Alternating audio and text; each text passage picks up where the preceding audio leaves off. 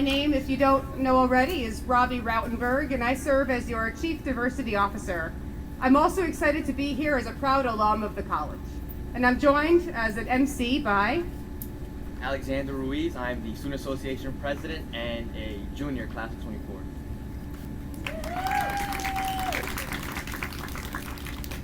We would like to begin with a land acknowledgement, which is designed as an expression of sorrow and remembrance to those whose historic territory we reside on.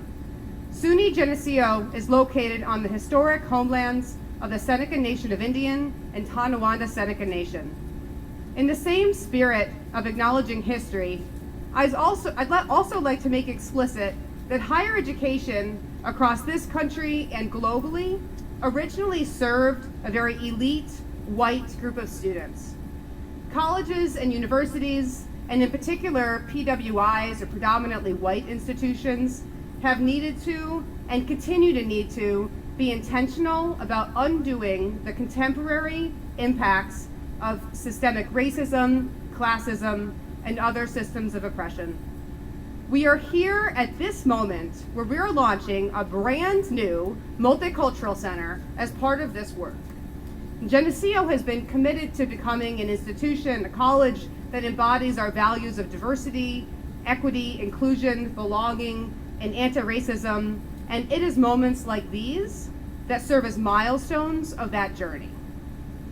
What is amazing about this particular milestone is that the launch of this space is both a product of student activism, and in specific, it was an item within the list of demands issued by BIPOC students in the aftermath of the murder of George Floyd, and college support and resources.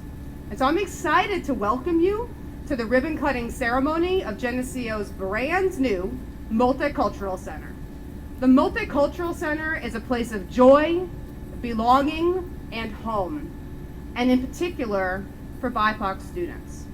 I also want to provide an especially warm welcome to those alums joining via webinar and in person. This moment builds on our history and propels us towards our future. At this point, I'd like to invite Alex to add a couple words of welcome. Thank you. It brings me joy to have this space open for all of us. We're in a moment in time in which students decide what the space will create and how we embrace it. We've been in grave need of a home in which students of color have the ability to relax in a manner not decided by faculty or the rigors of academia, but ourselves. We all believe wholeheartedly that the Multicultural Center will be a space in which we relax, whether between classes, after exams, or before deep conversations within our classrooms. I think the center serves as a space for us to just let our hair loose and embrace who we are within Geneseo, but society at large.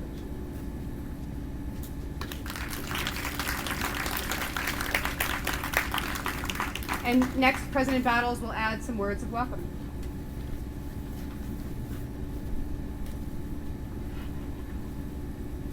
Thanks so much, Robbie and Alex, and good afternoon. As you heard, my name is Denise Battles. I'm very privileged to serve as SUNY Geneseo's president, and delighted to be able to welcome you all here on this lovely weekend and on a wonderful occasion.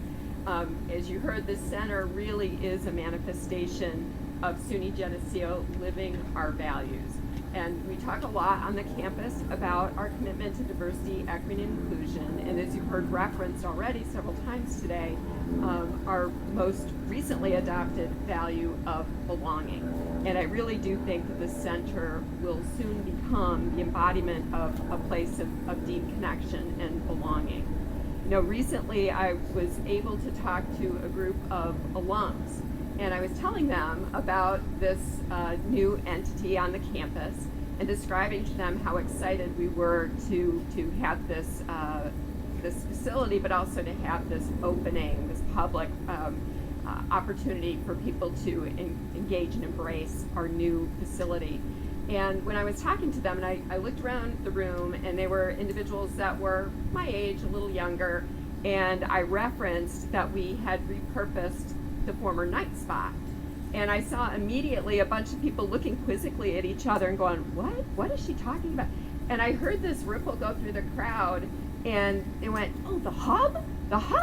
And I thought, well, how neat. I've heard of the hub, but the hub well predated my time. And as I walked down the hill today, I looked at that cornerstone that says 1949, and it got me to thinking of all the different lives this facility has had. But when I talked to those alums, and they mentioned the hub, what was clear to me is that in their time, when they were here as students, that had meaning for them. That was a source of belonging. And I think that's been a tradition of various spots on this campus, and so it's one that I certainly foresee going forward, that the Multicultural Center will soon become a very well-loved, well-utilized place where people really feel that sense of belonging, a place where you don't have to hold back, but you can be your own true self, feel free of judgment or bias, and as Alex said, a gathering place where individuals can come, whether it's to hang out, whether it's to study, whether it's to engage in deep conversations, but really just to be yourself and feel like you have a special point of connection, a special home at Geneseo. Now, I would be remiss if you saw up here that we've got administrators, we have student leadership. I'd be remiss if I didn't recognize that this venue does reflect a really important partnership. And so the reason that Alex is up here, well, multiple reasons, because he's the student association leader, but student association played a key role in providing the furnishings, giving us feedback. I'm looking around the gathered crowd here, and I see certainly students, faculty, and staff, but I also see alums, I see community members, and I know we have people joining from afar via streaming who couldn't be here. All of these individuals played some role in this venue, some very significantly. Obviously, Student Association played a key role, but it really does represent kind of the best of Geneseo in that we partnered to create this space.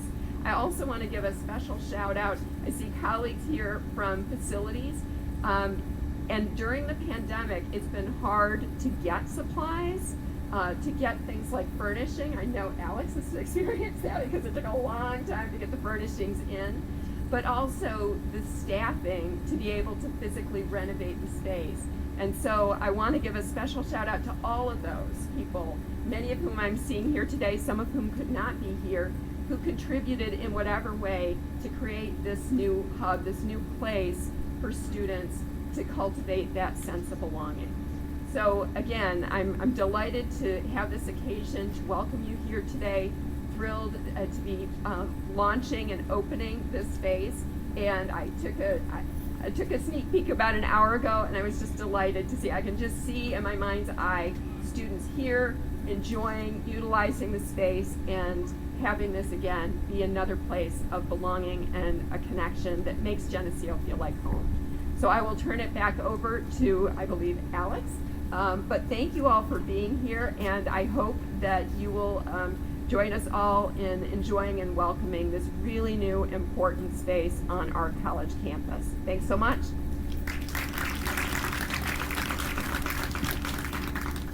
So I now have the pleasure of introducing an alum who's been a part of our community since 2010. Please welcome Joanna Santos-Smith.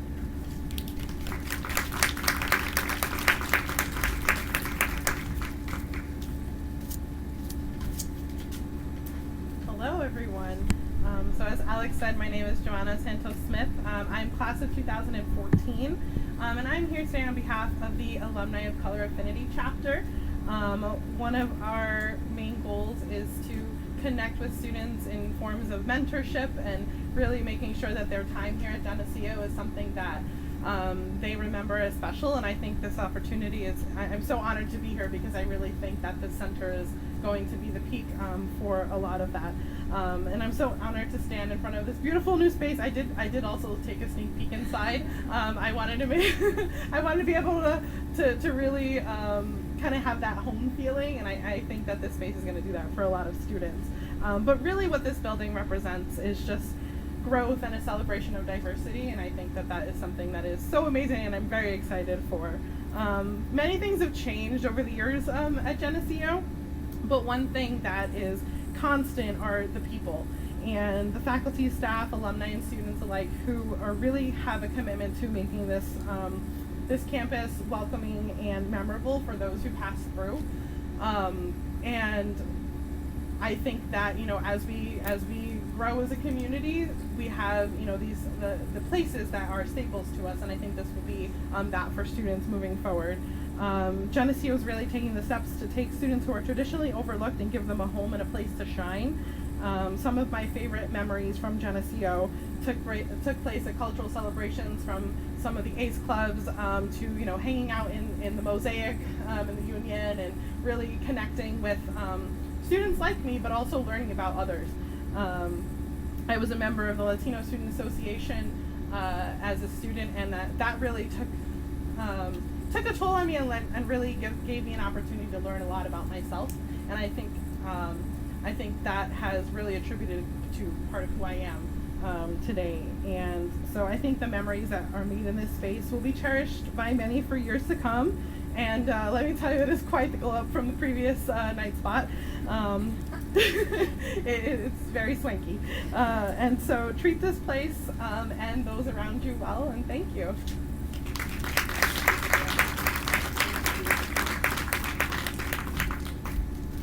There's you can see how this moment that we look towards the future and see this place as a home also builds on our past. And so thank you for being an alum representative here to speak to that experience.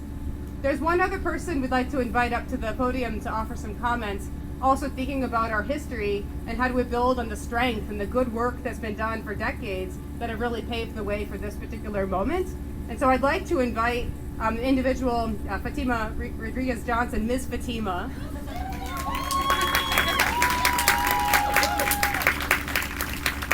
While here, up until a few years ago, Ms. Fatima served as the Associate Dean for Multicultural Programs and Services, and currently serves as the Associate Dean for Diversity and Inclusion at Canisius College.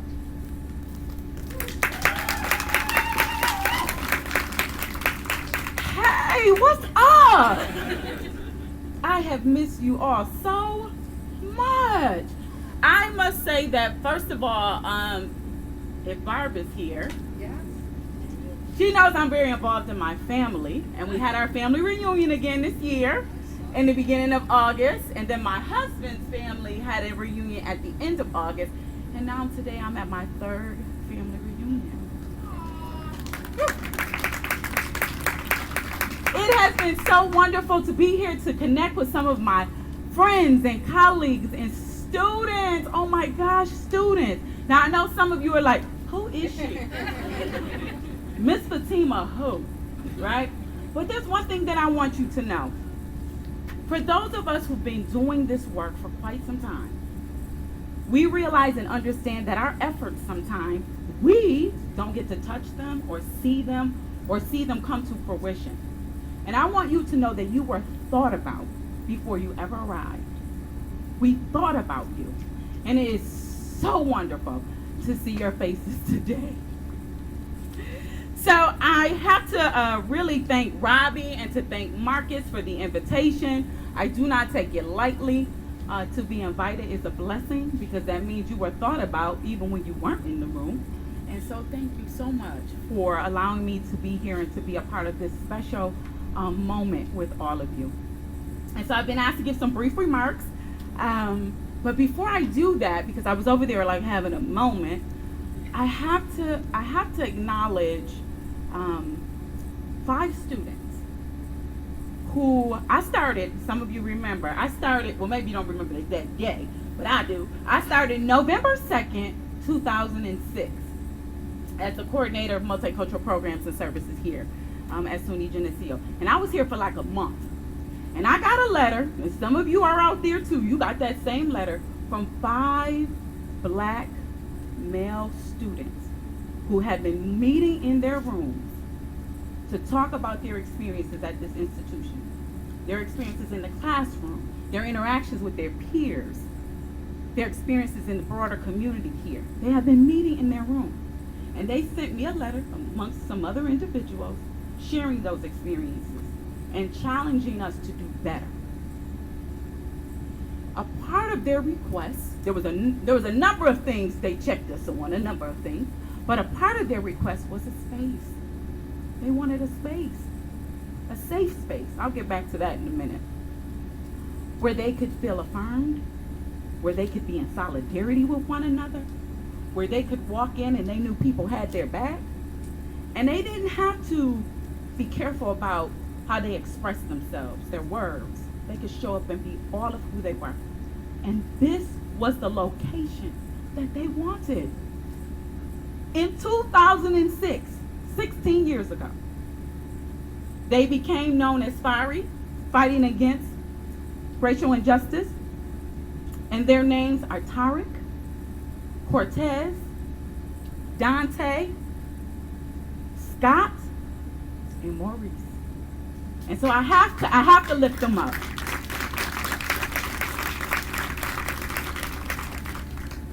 So, we know that safe spaces have been used as a term to describe places like this center that you all have here. And in this work, like many things, it's always evolving. You have to stay up on the diversity game, I'm telling you. It changes a lot. But we realized as scholars and practitioners and students, there was no way to guarantee safety. There's no way to prevent harm sometimes, right? And so safe spaces kind of evolved into brave spaces. You heard that before, right? Brave spaces. And so what my hopes are for you and how you see this space and how you engage with it is you engage with it bravely. And so what makes a space a brave space? Just a few things.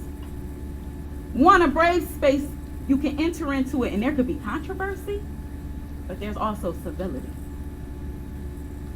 A brave space, you go into that space and you own your intentions and your impacts. In a brave space, it is challenged by choice. Whether you challenge yourself or you challenge others. Brave spaces are about respect, right? Respect for basic personhood and humanity. And lastly, brave spaces. There are places where we try very, very hard to do no harm. No harm. And so that is my hope for you. That is what I think this space means for this institution. Geneseo, go out and be brave. Thank you.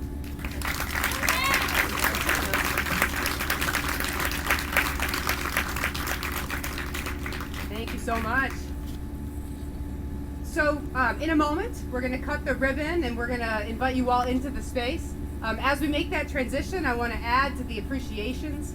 This moment, as you can tell, builds on lots of key people and voices and efforts from our past and really propels us towards our future. And we think about, and even in the last year, what it's taken to pull this space off. There have been many collaborators and people and groups really putting in time, energy, and resources.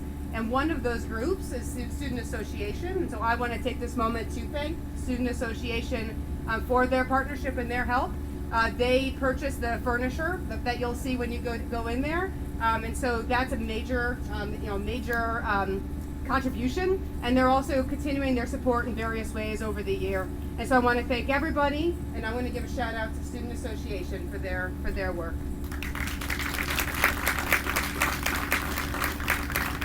To sort of echo the idea of collaboration, I really want to thank facilities for sort of helping us out when it came to the vision, when cleaning up the floors, the ceiling, lighting and electrical that we so desperately do need to.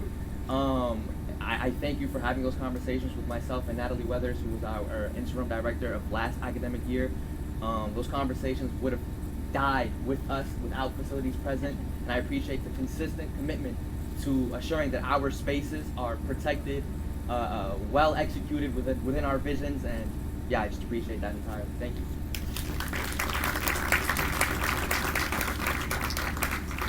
So what you're going to see today is a sneak peek. The space officially opens Monday morning at 10 o'clock. It will be open 10 a.m. to 11 p.m. Monday through Friday, and then after fall break, we're going to open it up on the weekends. And so we're doing a phased opening so that we can learn about the space, learn the needs, and grow into it. We are staffing up, and so student staff, interim coordinator of multicultural affairs, we're getting some staffing set up over these next couple weeks. And so that's why we're going to increase the access over the semester goes and of course over the year. But get excited for 10 a.m. on Monday morning.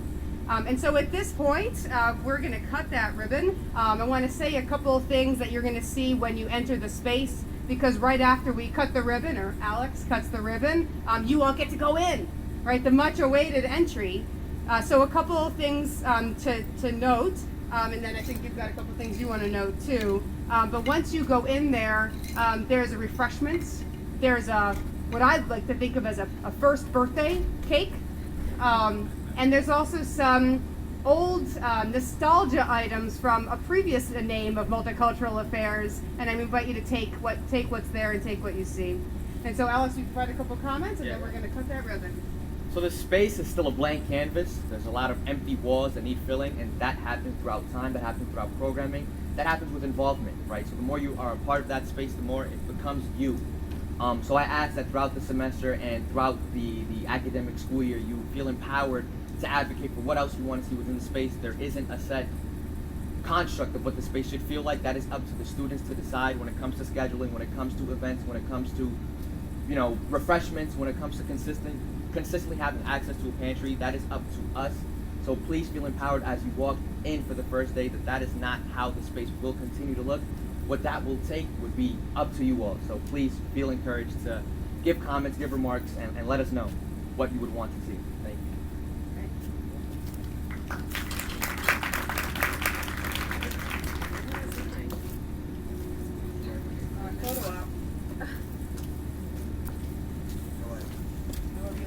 Well, hello everybody.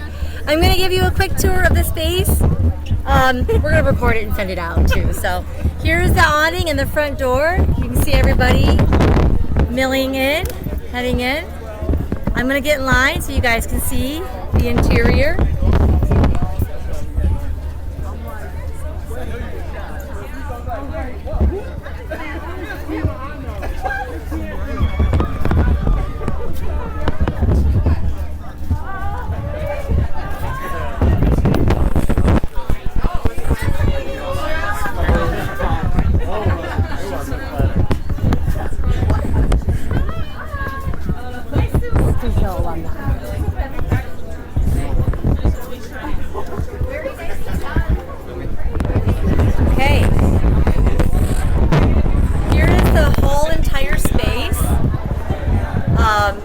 Point out that there are some booths sitting along this left side wall.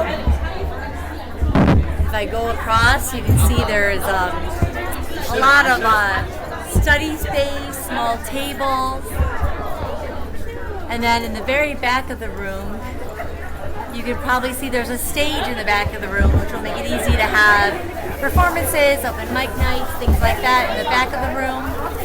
I know it's no fun to go to a reception but you can't actually attend, so I'm going to finish the loop around the space and then I'll close the webinar.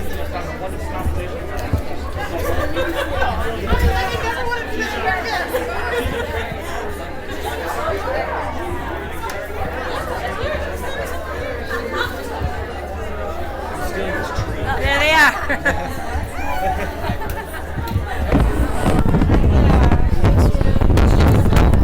Thank you for attending, and I hope to see all of you soon.